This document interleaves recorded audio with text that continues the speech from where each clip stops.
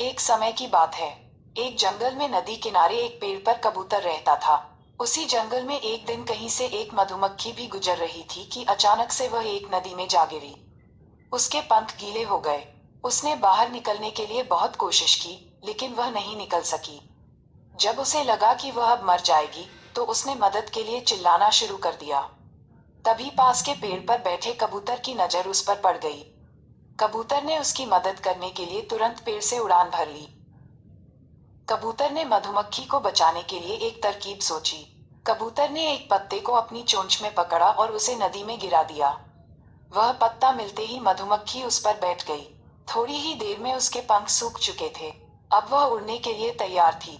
उसने कबूतर को जान बचाने के लिए धन्यवाद बोला। उसके बाद मधुमक्खी वहां से उड़कर चली गई। इस बात को कई दिन बीत चुके थे। एक दिन वही कबूतर गहरी नींद में सो रहा था और तभी एक लड़का उस पर गुलेल से निशाना लगा रहा था। कबूतर गहरी नींद में था, इसलिए वह इस बात से अनजान था, लेकिन उसी समय वहां से एक मधुमक्खी गुजर रही थी, जिसकी नजर उस लड़के पर पड़ गई। यह वही मधुमक्खी थी जिसकी कबूतर ने जान बचाई थी। मधुमक्खी तुरंत लड़के की ओर उड़ गई और उसने जाकर सीधे लड़के के हाथ पर डंक मार दिया।